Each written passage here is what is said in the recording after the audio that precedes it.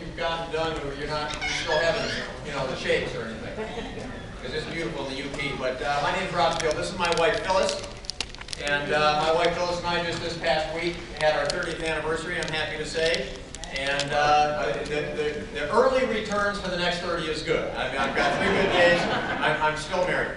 We've got 4 great kids, but I'm running for the RNC Committeeman spot, and I want to ask you right now for your support.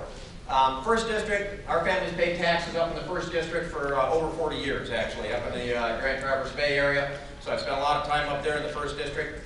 And so some of you I know, many I see here I know quite well. Many of you I don't know, but many of you have heard me speak about education or perhaps healthcare reform. But let me just say from the point of view of a more general sort of election, you might not know that I've been endorsed by Right to Life in 3 different elections. I've been endorsed by Citizens for Traditional Values in 3 different elections. I've had the highest rating from the NRA and the highest rating from the National Association of Gun Rights. I've been on Armed American Radio 3 or 4 times for a total of about 3 hours, actually, which was a riot. It's a great show, Armed American Radio. Look it up. It's a riot. So I've got that part of it covered. But the RNC position isn't just about being a conservative. Of course you should be a conservative to be in that position, because we know, if there's one thing that we know for sure, is that Washington, D.C. is out of control, and that we need the separation of power. We need the separation of powers. And we need to stick to the Constitution. And we're having difficulty with that right now. So it doesn't take just being conservative. We've got to make sure the platform is key. But to shape policy, you must win elections. And so the RNC Committeeman isn't just about being conservative and having the right vote. You also have a very important networking job. You have to help identify and recruit candidates that are going to succeed and be educated in the right way to help the country succeed. And that takes a network. I've been, was the top vote-getter twice in the least recent state conventions for our region. I have a network around the state. I know the people in Lansing. I know each congressional district. I know the leaders in the district. I know the Liberty people in each district.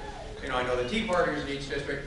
But they need to be connected. Some of you might have just seen. I had the opportunity to be endorsed by Matt Schlapp. And Matt is the chairman of the oldest conservative, grassroots conservative organization in the country, the American Conservative Union. You might know them better as the organization that runs CPAC. I also had recently, was endorsed, Robert, how you doing? Endorsed by Ed Fuller, Dr. Ed Fuller, the founder and 38-year president of the Heritage Foundation. And so this is the kind of connection that we need. We want to connect our candidates to the conservative think tanks and the people who are going to help educate these candidates about the separation of powers, the constitutional limits of their duty, because we must remember, we have a battle. You'll have your battle tonight over your delegates. That's all good. We'll have more battles in Cleveland. But we've got to remember, the enemy is not in this room. Amen. We have a common enemy.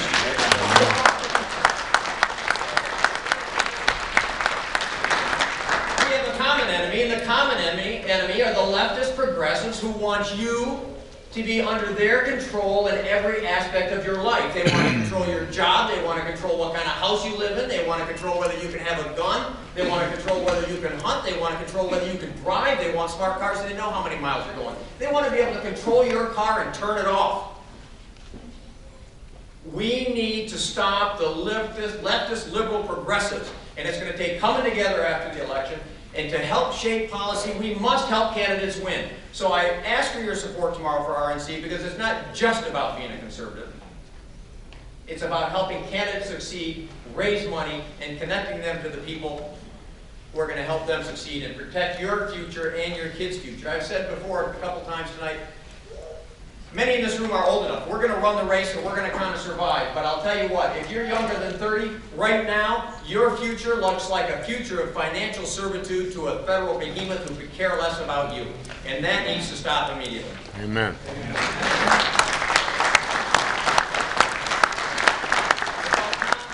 You've got a congressional race coming up. Dr. Dan is retiring. And you've got some great candidates. You've got General Berman, Captain Allen, Senator Casperson. Make sure you get out and you support your candidate and you help them succeed with all the passion you have. But when that primary is over, we must hold the first district for the Republicans. We must get a Speaker of the House that's conservative, and maybe it'll be this one, maybe it'll be a different one. I don't know. But we need to help the government succeed by electing conservatives who are going to understand the separation of power and the constitutional limits of government. Thank you very much.